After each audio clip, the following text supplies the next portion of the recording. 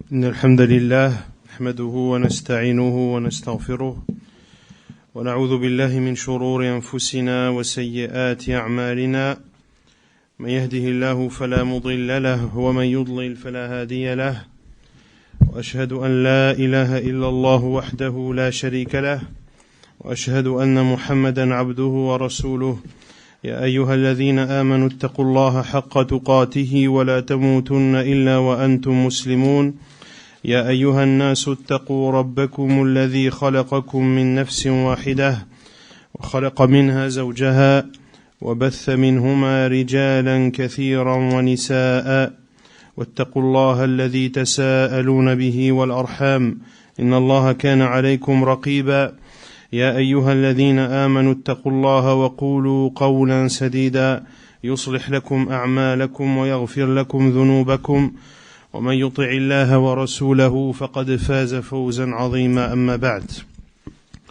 On continue par la volonté d'Allah subhanahu wa ta'ala la lecture et la traduction du tafsir, de l'exégèse du Cheikh Abdurrahman al-Sa'di rahimahullah ta'ala, l'exégèse du Coran. Aujourd'hui on entame l'explication de sourate An-Nazi'at qui est traduit par les anges qui arrachent les âmes. قال الله سبحانه وتعالى والنازعات غرقا والناشطات نشطا والسابحات سبحا فالسابقات سبقا فالمدبرات أمرا يوم ترجف الراجفة تتبعها الرادفة قلوب يومئذ واجفة أبصارها خاشعة يقولون أئنا لمردودون في الحافرة أئذا كنا عظاما نخرة قالوا تلك إذا كرة خاسرة فإنما هي زجرة واحدة فإذا هم بالساهرة. Il dit subhanahu wa ta'ala selon le sens des versets par ceux, c'est-à-dire les anges qui arrachent violemment, et par ceux qui recueillent avec douceur, en parlant des anges également, et par ceux qui voguent librement, puis s'élancent à toute vitesse et règlent les affaires. Le jour où la terre tremblera au premier son du clairon, immédiatement suivi du deuxième. Ce jour-là, il y aura des cœurs qui seront agités d'effroi et leurs regards se baisseront. Ils disent, quoi? Serons-nous ramenés à notre vie première? Quand nous serons ossements pourris, ils disent, ce sera alors un retour ruineux. Il n'y aura qu'une zajra, une sommation. Il n'y aura qu'une sommation. Et voilà qu'ils seront sur la terre, c'est-à-dire ressuscités.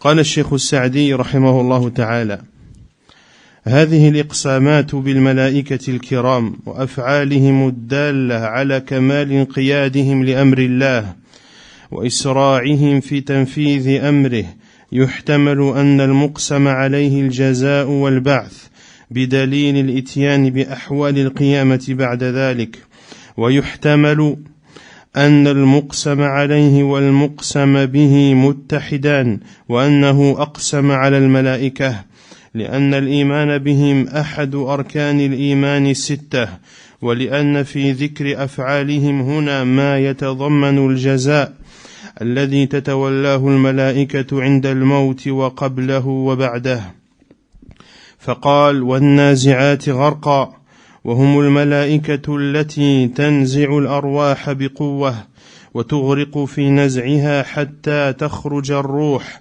فتجازى بعملها والناشطات نشطا وهم الملائكة أيضا تجتذب الأرواح بقوة ونشاط أو أن النشط يكون لأرواح المؤمنين والنزع لأرواح الكافرين. Dans ces serments qu'Allah subhanahu wa ta'ala a cités lorsqu'il jure par les anges et par leurs actes, cela prouve tout d'abord la complète soumission des anges aux ordres d'Allah subhanahu wa ta'ala. Et cela prouve également que les anges s'empressent à mettre en pratique les ordres d'Allah subhanahu wa ta'ala. Allah azza wa jal jure par les anges. Il est possible que ce pourquoi Allah azza wa jal a juré soit la résurrection et la rétribution. Et pour preuve de cela, c'est-à-dire Allah azza wa jal jure par les anges, mais il jure pourquoi? Cheikh Sa'di dit, il est possible qu'Allah azza wa jal ait juré pour la résurrection et la rétribution. Et la preuve est ce qu'Allah azza wa jal va citer par la suite comme fait et comme description des étapes et de la situation qui existera le jour du jugement. Et il est possible que ce sur quoi Allah a juré et ce pourquoi Allah a juré soit une seule et même chose, en l'occurrence ici, les anges. Qu'Allah azza wa jal a juré par les anges en voulant par ceci montrer l'importance de la croyance en ceci. Et que la croyance aux anges fait partie des 6 piliers de la foi. Et également parce que dans ces actes qu'Allah azza wa jal nous rapporte des anges, par lesquels il jure, les actes des anges par lesquels Allah azza wa jal jure, montrent également la récompense qu'accordent les anges après la mort et avant la mort. Il dit subhanahu wa ta'ala وَالنَّازِعَاتِ غَرْقًا, ceux qui arrachent violemment, qui sont les anges, qui arrachent violemment les âmes jusqu'à et rentrent dans le corps pour en sortir celle-ci, pour qu'elle soit rétribuée, c'est-à-dire cette âme, pour qu'elle soit ensuite rétribuée selon ce qu'elle faisait. وَالنَّاشِطَاتِ نَشْطًا, et par ceux qui recueillent avec douceur. Ce sont les anges également qui récupèrent les âmes avec force et douceur. Et Cheikh Sa'di dit que an-nasht, c'est-à-dire que le prélèvement de l'âme avec douceur, concerne les croyants, et l'arrachement avec violence de l'âme concerne les mécréants. ثم قال والسابحات أي المترددات في الهوى صعودا ونزولا سبحا فالسابقات لغيرها سبقا فتبادر لأمر الله وتسبق الشياطين في إيصال الوحي إلى رسل الله حتى لا تسترقه فالمدبرات أمرا الملائكة الذين وكلهم الله أن يدبروا كثيرا من أمور العالم العلوي والسفلي من الأمطار والنبات والأشجار والرياح والبحار والأجنحة والحيوانات والجنة والنار وغير ذلك. Puis Allah Azza wa Jal dit, et par ceux qui voguent librement, as-sabihat, c'est-à-dire les anges qui parcourent les airs en montant et descendant librement. Puis s'élancent, fas-sabiqat, s'élancent et en toute vitesse, c'est-à-dire met en pratique les ordres d'Allah subhanahu wa ta'ala en toute vitesse et précède les diables. Dans la transmission de la révélation aux prophètes d'Allah afin que cette révélation ne soit pas volée. afin que la révélation ne soit pas volée. Ainsi, les anges, Allah Azza wa Jalla les qualifie de mettre en pratique de façon extrêmement rapide les ordres d'Allah, et parmi ces ordres, le fait de faire parvenir la révélation d'Allah à ses prophètes et envoyés de façon extrêmement rapide, beaucoup plus rapide que les diables, afin que cette révélation ne soit pas volée par ceux-ci. فَالْمُدَبِّرَاتِ أَمْرًا, et règle les affaires. Ici, ce sont les anges également. Les anges à qui Allah Azza wa Jalla a confié la tâche de gérer un certain nombre de choses qui ont lieu dans le monde céleste et dans le monde terrestre. Parmi ces choses, de gérer la pluie, de gérer un-nabat, le fait que les cultures poussent, que les plantes poussent, de gérer les arbres, les vents, les mers, les jardins, les animaux, le paradis, l'enfer et bien d'autres choses. Celle qui règle les affaires, celle qui s'occupe de la meilleure façon des tâches qu'Allah subhanahu wa ta'ala leur a accordées. ثم قال تعالى يوم ترجف الراجفة وهي قيام الساعة تتبعها الرادفة أي الرجفة الأخرى التي تردفها وتأتي تلوها قلوب يومئذ واجفة أي موجفة ومنزعجة من شدة ما ترى وتسمع أبصارها خاشعة أي ذليلة حقيرة قد ملك قلوبهم الخوف وأذهل أفئدتهم الفزع وغلب عليهم التأسف واستولت عليهم الحسرة. Le jour où la terre tremblera sera le jour de l'heure. تتبعها الرادفة, qui sera suivi d'un deuxième souffle, c'est-à-dire un autre souffle qui viendra après le premier. La deuxième fois que l'ange Israfil soufflera dans la trompe. Lorsque il soufflera dans celle-ci la première fois, la terre tremblera et ce sera l'heure. Et la deuxième fois, elle viendra et c'est là où ils seront debout, ressuscités, comme l'a dit Allah subhanahu wa ta'ala, فَإِذَا هُمْ قِيَامٌ يَنْظُرُونَ. Ce jour-là, ils auront les cœurs effrayés. Ils seront effrayés et terrifiés de par la violence de ce qu'ils vont voir et de ce qu'ils vont entendre.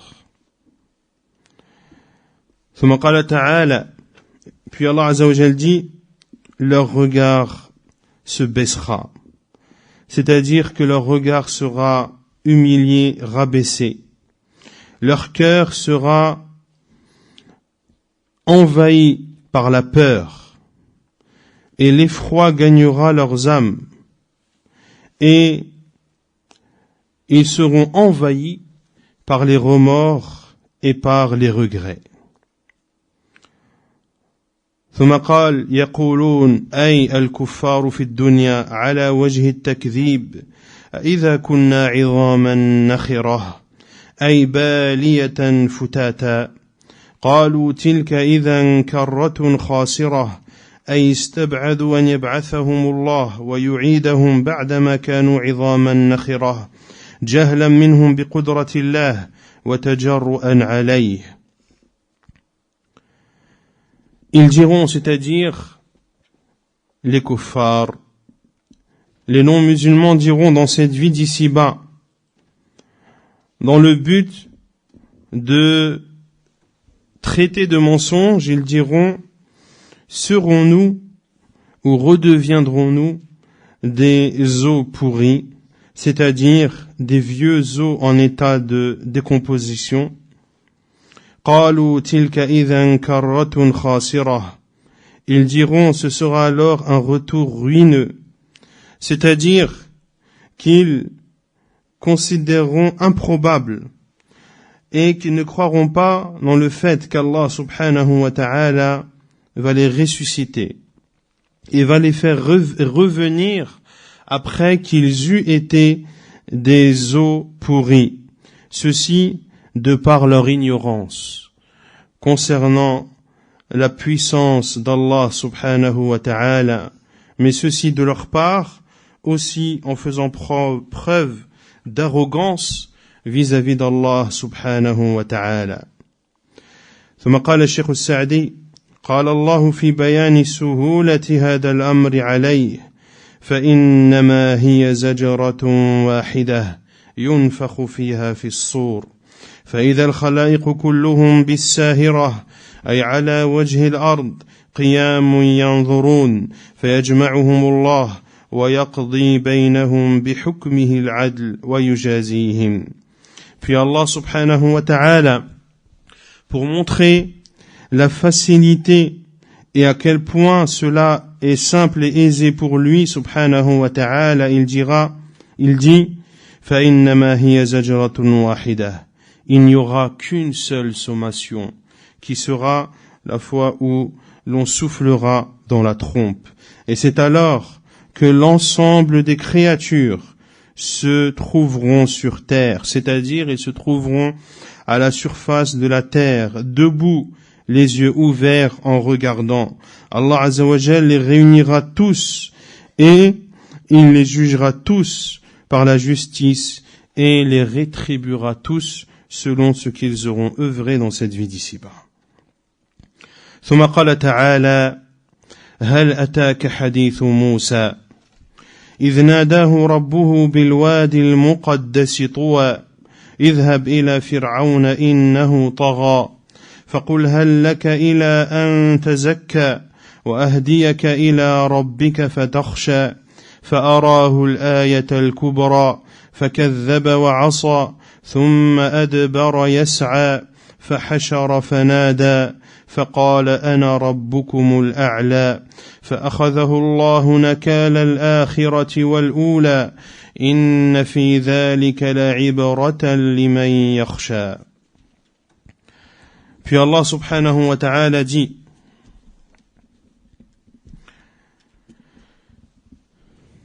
le récit de Moussa t'est-il parvenu quand son Seigneur l'appela dans Toa, la vallée sanctifiée? Va vers Pharaon, vraiment il s'est rebellé. Puis dis-lui, voudrais-tu te purifier et que je te guide vers ton Seigneur afin que tu le craignes? Il lui fit voir le très grand miracle, mais il le qualifia de mensonge et désobéit. Ensuite il tourna le dos, s'en alla précipitamment, rassembla les gens et leur fit une proclamation. Il dit, c'est moi votre Seigneur le Très-Haut. Alors Allah le saisit de la punition exemplaire de l'au-delà et de celle d'ici-bas. Il y a certes là un sujet de réflexion pour celui qui craint. Allah subhanahu wa ta'ala قال الشيخ السعدي يقول الله تعالى لنبيه محمد صلى الله عليه وسلم هل أتاك حديث موسى وهذا الاستفهام عن أمر عظيم متحقق وقوعه أي هل أتاك حديثه إذ ناداه ربه بالوادي المقدس طوى وهو المحل الذي كلمه الله فيه وامتن عليه بالرسالة واختصه بالوحي والاجتباء فقال له اذهب إلى فرعون إنه طغى أي فانهه عن طغيانه وشركه وعصيانه بقول لين وخطاب لطيف لعله يتذكر أو يخشى فقل له هل لك إلى أن تزكى أي هل لك في خصلة حميدة ومحمدة جميلة يتنافس فيها أولو الألباب وهي أن تزكي نفسك وتطهرها من دنس الكفر والطغيان إلى الإيمان والعمل الصالح وأهديك إلى ربك أي أدلك عليه وأبين لك مواقع رضاه من مواقع سخطه فتخشى الله إذا علمت الصراط المستقيم فامتنع فرعون مما دعاه إليه موسى. Allah subhanahu wa ta'ala dit à son prophète Muhammad sallallahu alayhi wa sallam: le récit de Moussa t'est-il venu?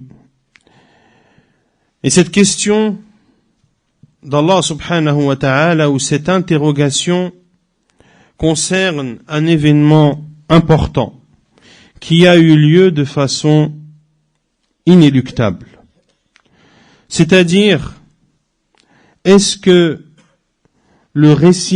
son récit t'est parvenu lorsque son Seigneur l'appela dans Toa, la vallée sanctifiée, la vallée bénie, l'endroit dans lequel Allah subhanahu wa ta'ala s'est adressé à Moussa, l'endroit dans lequel Moussa alayhi salam est devenu prophète, l'endroit dans lequel Allah subhanahu wa ta'ala lui a accordé la révélation. Il lui a dit, c'est-à-dire Allah azza wa jal, idhhab ila fir'auna innahu tagha. Rends-toi chez Pharaon, car il a outrepassé les limites. C'est-à-dire, rends-toi chez lui et fais en sorte qu'il arrête sa rébellion, son polythéisme et sa désobéissance, en lui adressant des paroles douces et un discours gentil. La'allahu yatadhakkaru aw yakhsha. Peut-être se rappellera-t-il ou craindra-t-il. Faqul lahu, et dis-lui, voudrais-tu te purifier? C'est-à-dire, voudrais-tu obtenir des qualités louables, des qualités au sujet desquelles ceux qui sont doués d'intelligence se concurrencent, qui est le fait de purifier ton âme et de la nettoyer de toute souillure engendrée par la mécréance et par le fait de semer la tyrannie sur terre, vers la foi et les actes pieux.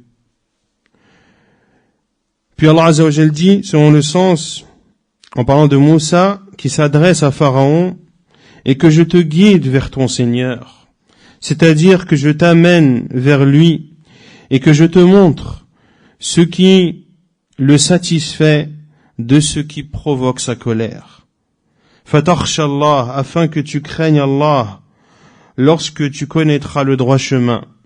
Famtana'a Fir'aun mimma da'ahu ilayhi Moussa. Mais Pharaon a refusé ce à quoi Moussa l'a appelé. ثم قال الشيخ السعدي فأراه الآية الكبرى أي جنس الآية الكبرى فلا ينافي تعددها فألقى عصاه فإذا هي ثعبان مبين ونزع يده فإذا هي بيضاء للناظرين فكذب بالحق وعصى الأمر ثم أدبر يسعى أي يجتهد في مبارزة الحق ومحاربته فحشر جنوده أي جمعهم فنادى فقال لهم أنا ربكم الأعلى فأذعنوا له وأقروا بباطله حين استخفهم فأخذه الله نكال الآخرة والأولى أي صارت عقوبته دليلا وزاجرا ومبينة لعقوبة الدنيا والآخرة إن في ذلك لعبرة لمن يخشى فإن من يخشى الله هو الذي ينتفع بالآيات والعبر فإذا رأى عقوبة فرعون عرف أن كل من تكبر وعصى وبارز الملك الأعلى عاقبه في الدنيا والآخرة وأما من ترحلت خشية الله من قلبه فلو جاءته كل آية لم يؤمن بها. Il lui a alors montré le très grand signe. Moussa alayhi salam a montré le très grand signe à Pharaon. Cheikh Sa'di dit, c'est-à-dire Jinsul ayatil kubra. C'est-à-dire, ici, le grand signe, il faut le comprendre comme étant un genre. C'est-à-dire une catégorie. Une catégorie appelée les grands signes, qui comportent de nombreux miracles. Il ne faut pas comprendre de cette parole d'Allah Azza wa Jal que Moussa alayhi salam a montré un seul et grand miracle ou signe à Pharaon. Et les versets dans le Coran montrent explicitement cela, comme le dit Cheikh Sa'di en citant deux versets de sourate Al-A'raf, fa'alqa 'asahu fa'idha hiya thu'banun mubin. Il a alors jeté son bâton, qui est devenu un serpent manifeste, et a sorti sa main, qui est devenue très blanche pour ceux qui la regardaient. Mais Moussa a traité de, Pharaon a traité de mensonge la vérité, et a désobéi au commandement. Thumma adbara yas'a. Il a alors tourné le dos, et s'est en allé précipitamment. Il s'est en allé précipitamment, c'est-à-dire, il a redoublé d'efforts dans le fait de combattre la vérité et de la rejeter. Fahashara, il a alors rassemblé son armée. Fanada faqala lahum, et il s'est adressé à eux en leur disant, je suis votre Seigneur le Très-Haut. Ils se sont soumis à lui et ont accepté le faux auquel il a appelé lorsqu'ils ont été amadoués, lorsque son armée a été amadouée par les belles paroles que Pharaon leur a adressées. فَأَخَذَهُ اللَّهُ نَكَالَ الْآخِرَةِ وَالْأُولَى. Et Allah le saisissa, c'est-à-dire saisit Pharaon de la punition exemplaire de l'au-delà et d'ici-bas, une punition et un châtiment qui est une preuve et qui montre clairement le châtiment dans cette vie d'ici-bas et dans l'au-delà. Il y a dans cela une réflexion pour celui qui craint. Car celui qui craint Allah Azza wa Jal est celui qui profite des signes et des leçons. C'est celui qui craint Allah Azza wa Jal qui, lorsqu'il voit le châtiment qu'a subi Pharaon, il sait pertinemment que toute personne qui s'enorgueille, qui désobéit, qui combat Allah subhanahu wa ta'ala, Allah Azza wa Jal le punira dans cette vie d'ici-bas et dans l'au-delà. Quant à celui dont la crainte d'Allah a quitté le cœur, même si tous les signes venaient à lui, il n'y croirait pas. ثم قال تعالى: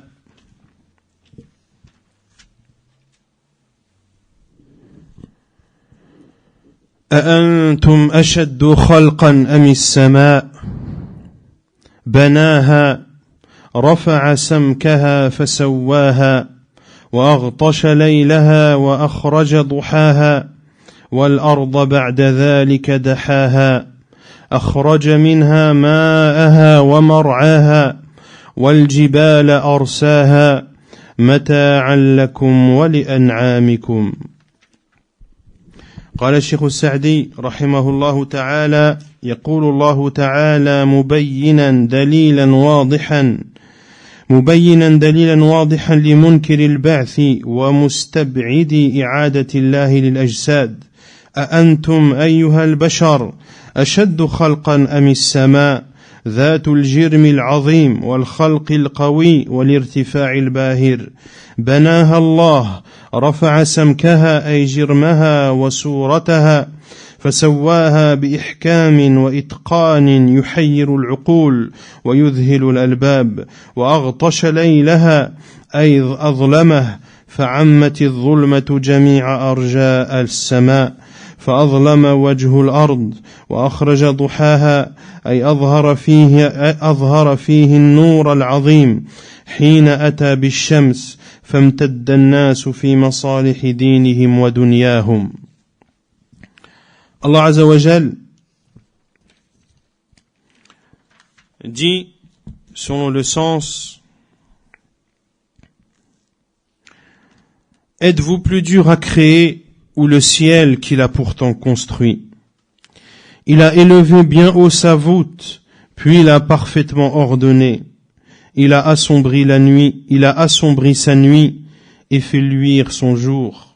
Et quant à la terre, après cela, il l'a étendue. Il a fait sortir d'elle son eau et son pâturage. Quant aux montagnes, il les a ancrées pour votre jouissance, vous et vos bestiaux. Allah subhanahu wa ta'ala montre les preuves claires contre ceux qui renient la résurrection et ceux qui considèrent celle-ci comme improbable, ceux qui ne croient pas au fait qu'Allah subhanahu wa ta'ala fera ressusciter les corps. Il dit subhanahu wa ta'ala: êtes-vous, ô vous les êtres humains, plus dur à créer ou le ciel? Un ciel d'un volume immense, un ciel robuste et solide, un ciel d'une altitude gigantesque. Banaha Allahu, Allah Azza wa Jal a créé ce ciel. Et il a élevé sa voûte, c'est-à-dire il a élevé le volume du ciel ainsi que son image. Fasawwaha, il a ordonné avec précision, avec à juste mesure, une précision qui ébahit les raisons et qui épate les doués d'intelligence. Wa aghtasha laylaha, il a assombri sa nuit, c'est-à-dire il a rendu la nuit obscure. Et l'obscurité de la nuit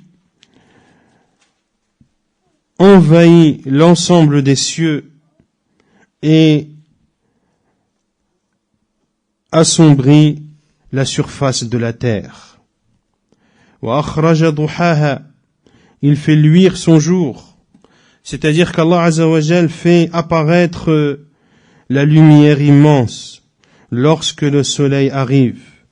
Et c'est ainsi que les gens s'en vont vers ce qui leur est profitable dans cette vie d'ici-bas et dans l'au-delà.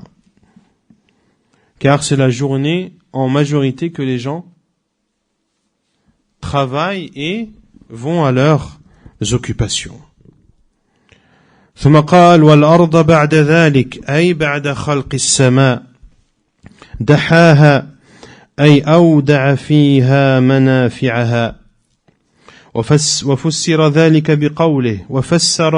بقوله أخرج منها ماءها ومرعاها والجبال أرساها أي ثبتها في الأرض فدحي الأرض بعد خلق السماء كما هو نص هذه الآيات وأما خلق نفس الأرض فمتقدم على خلق السماء كما قال تعالى قل أئنكم لتكفرون بالذي خلق الأرض في يومين إلى أن قال ثم استوى إلى السماء وهي دخان فقال لها وللأرض ائتيا طوعا أو كرها قالتا أتينا طائعين. فالذي خلق السماوات العظام وما فيها من الأنوار والأجرام والأرض الكثيفة الغبراء وما فيها من ضروريات الخلق ومنافعهم لا بد أن يبعث الخلق المكلفين فيجازيهم على أعمالهم فمن أحسن فله الحسنى ومن أساء فلا يلومن إلا نفسه ولهذا ذكر بعد القيام الجزاء فقال Et la terre après cela, c'est-à-dire après la création des cieux, il l'a étendue, c'est-à-dire qu'il a répandu dans cette terre les bienfaits de celle-ci. Et Allah Azza wa Jalla a expliqué ces bienfaits lorsqu'il dit subhanahu wa ta'ala, il a fait sortir d'elle son eau et son pâturage, et les montagnes il les a ancrées, c'est-à-dire qu'il les a fixées dans la terre. Ainsi, le fait qu'Allah Azza wa Jalla ait étendu la terre et ait répandu dans celle-ci les bienfaits a eu lieu après la création des cieux, comme cela est clairement dit dans ces versets bénis. Quant à la création de la terre en soi, elle a été, c'est-à-dire la création de la terre a précédé la création des cieux. Comme l'a dit Allah subhanahu wa ta'ala dans les versets de Surat Fussilat, les versets 9 à 11,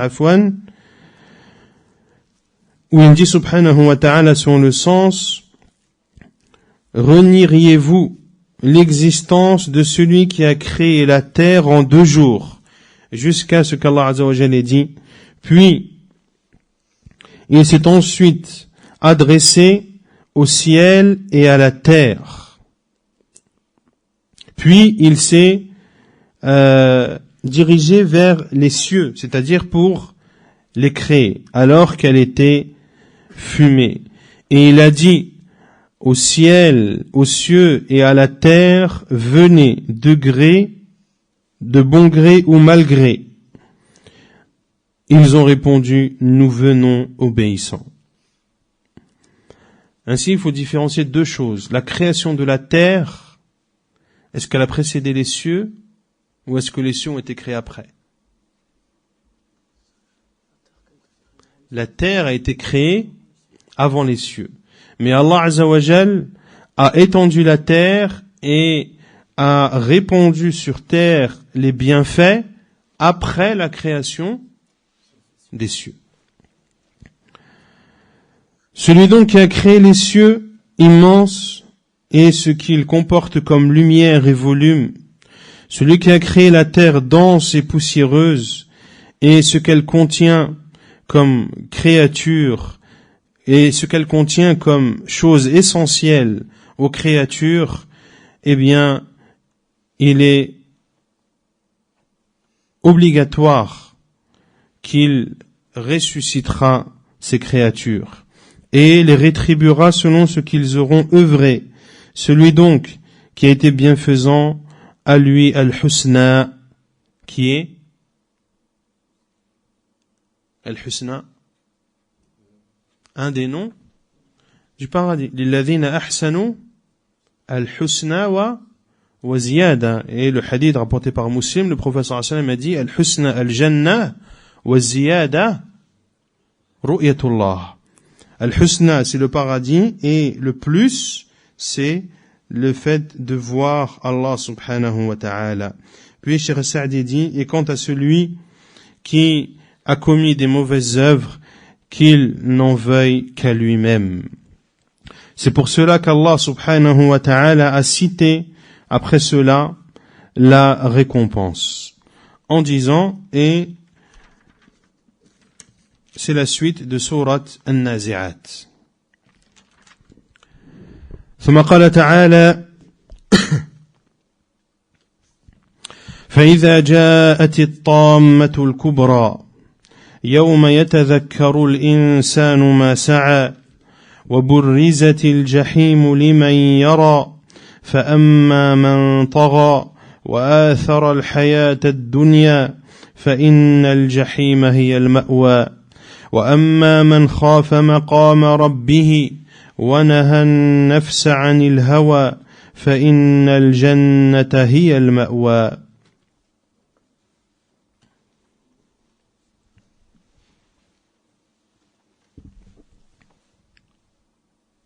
Il est quelle heure là? 9h15. Puis Allah subhanahu wa ta'ala dit selon le sens: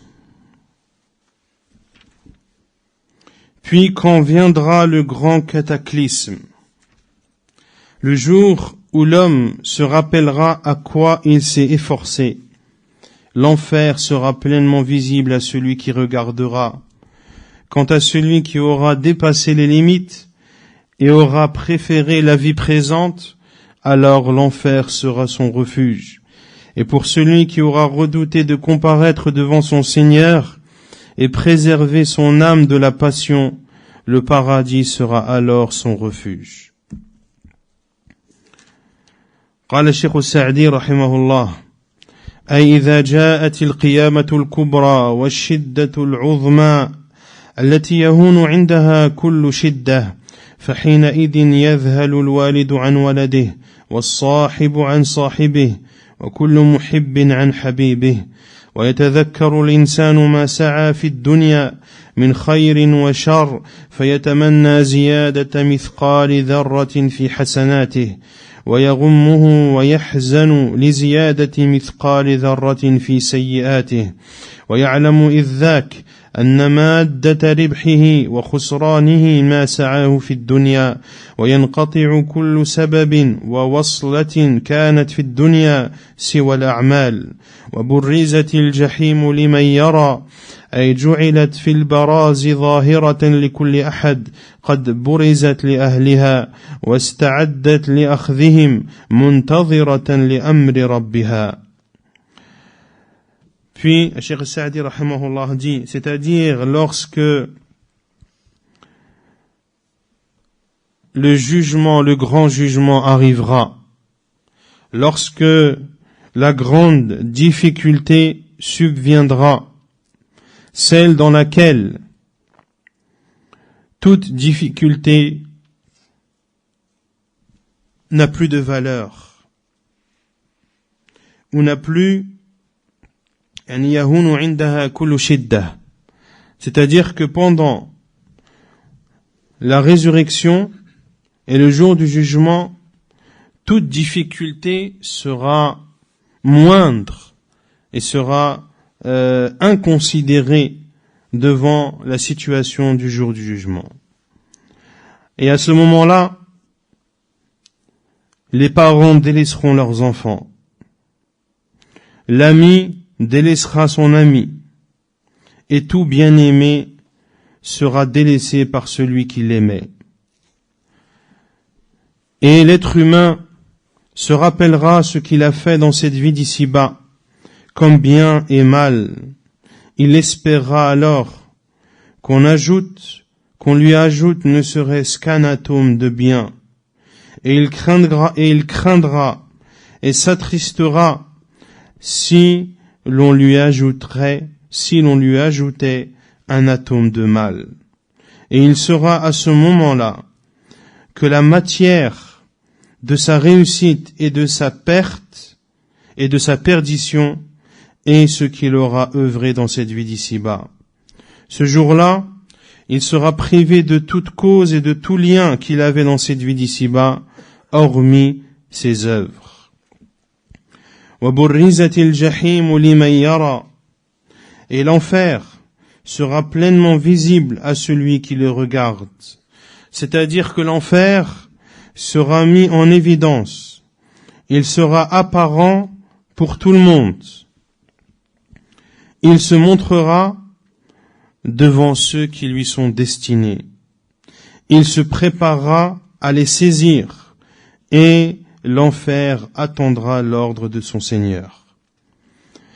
ثم قال فأما من طغى أي جاوز الحد بأن تجرأ على المعاصي الكبار ولم يقتصر على ما حده الله وآثر الحياة الدنيا على الآخرة فصار سعيه لها ووقته مستغرقا في حظوظها وشهواتها ونسي الآخرة وترك العمل لها فإن الجحيم هي المأوى أي المقر والمسكن لمن هذه حاله. Et quant à celui qui a dépassé les limites, c'est-à-dire qui a outrepassé les frontières en commettant des grands péchés et en ne se contentant pas des limites qu'Allah subhanahu wa ta'ala a tracées.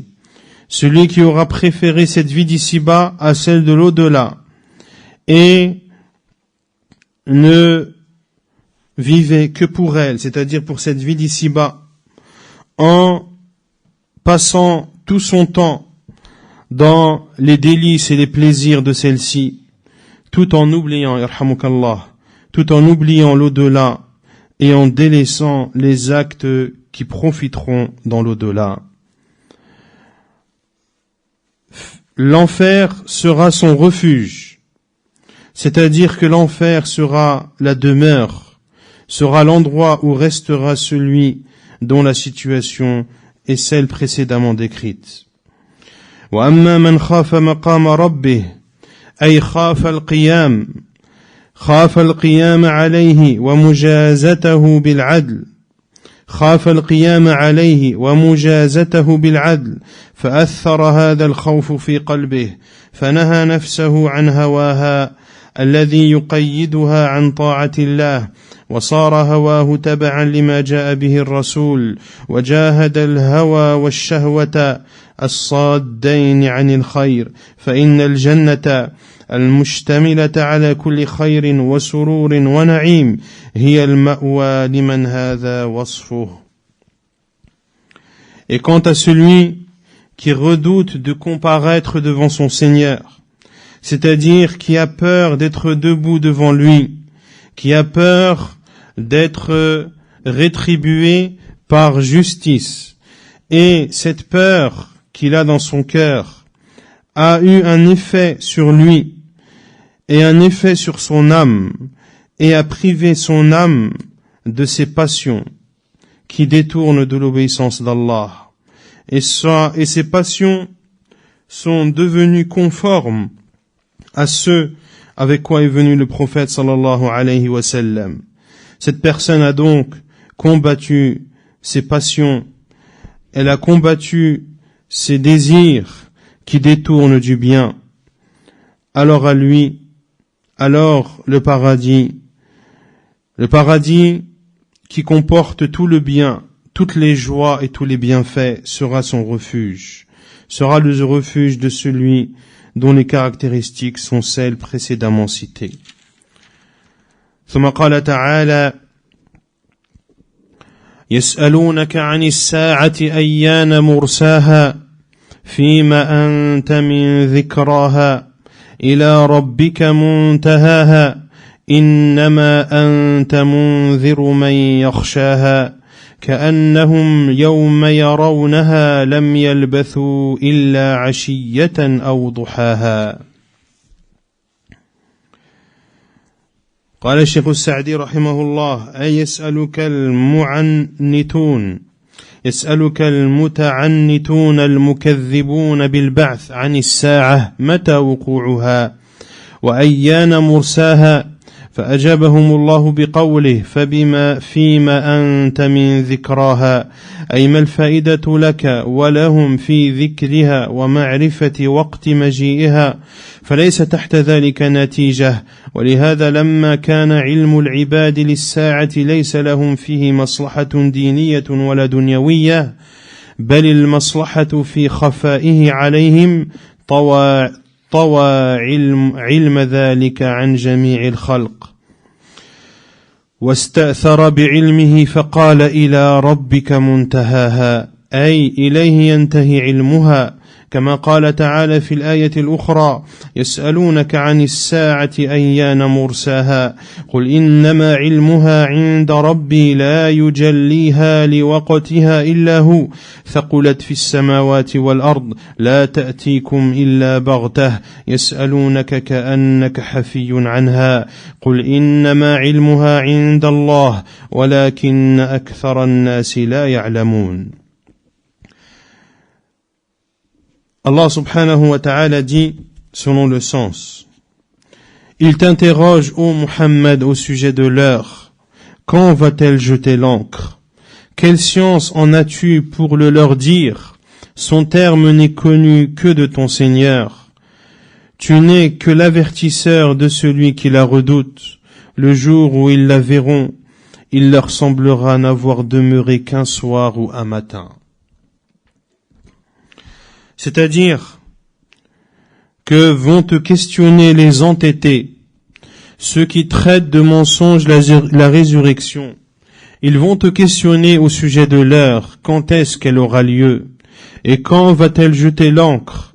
Allah subhanahu wa ta'ala leur a répondu en disant, selon le sens, quelle science as-tu pour le leur dire? C'est-à-dire, quel est le bénéfice pour toi et pour eux en citant et en connaissant le moment dans lequel l'heure arrivera. Il n'y a dans cela aucun bénéfice. Et c'est parce que dans la science de l'heure, et c'est parce que le fait de connaître quand l'heure aura lieu n'a aucun bénéfice, ni mondain, ni religieux. Au contraire, le bénéfice est dans le fait de cacher le moment de cette heure. Allah Azza wa Jal a privé et a caché la science de cette heure à l'ensemble des créatures. Et c'est réservé cette science, la science de l'heure, exclusivement subhanahu wa ta'ala. Il a dit, ila rabbika muntahaha, son terme n'est connu que de ton Seigneur. C'est-à-dire que la science de cette heure n'est connue que de ton Seigneur, comme il le dit subhanahu wa ta'ala dans le verset 187 de Sourate Al-A'raf. Il te questionne au sujet de l'heure, quand aura-t-elle lieu? Dis, la science de celle-ci n'est présente ou n'est connue que de mon Seigneur. Lui seul la manifestera en ce temps, en son temps. Elle est lourde. Lourde sera-t-elle. Elle sera dans les cieux et la terre. Elle ne viendra que soudainement. Il te questionne comme si tu en étais averti. Dis, innama ilmuha indallah. La science de l'heure n'est présente que chez Allah, mais la plupart des gens ne savent pas. ثم قال إنما أنت منذر من يخشاها أي إنما نذارتك نفعها لمن يخشى مجيء الساعة ويخاف الوقوف بين يديه فهم الذين لا يهمهم سوى الاستعداد لها والعمل لأجلها أما من لا يؤمن بها فلا يبالى به ولا بتعنته لأنه تعنت مبني على العناد والتكذيب وإذا وصل إلى هذه الحال كان الإجابة عنه عبثا ينزه الحكيم عنه. Puis il dit subhanahu wa ta'ala selon le sens, tu n'es que l'avertisseur de celui qui la redoute. C'est-à-dire, tes avertissements, ô Muhammad, ne profitent et ne profiteront qu'à celui qui redoute l'arrivée de l'heure, qu'à celui qui a peur d'être présenté devant son Seigneur. Ce sont eux qui sont préoccupés par la préparation à cette rencontre et par le fait d'œuvrer pour cette rencontre également. Quant à celui qui ne croit pas en l'heure, eh bien, la yubala bih, nous ne prêtons pas attention à lui ni à son entêtement, car son entêtement est basé sur le fait de traiter de mensonge celle-ci et de s'obstiner dans le mal. Et une personne qui a atteint ce niveau, il n'y a aucun bénéfice à répondre à sa question. Le fait de répondre à ses interrogations est quelque chose d'inutile. Tammat walhamdulillahi rabbil alamin. Ainsi se termine l'explication de sourate An-Nazi'at. Wallahu a'lam wa sallallahu wa sallam wa baraka ala nabiyyina Muhammad.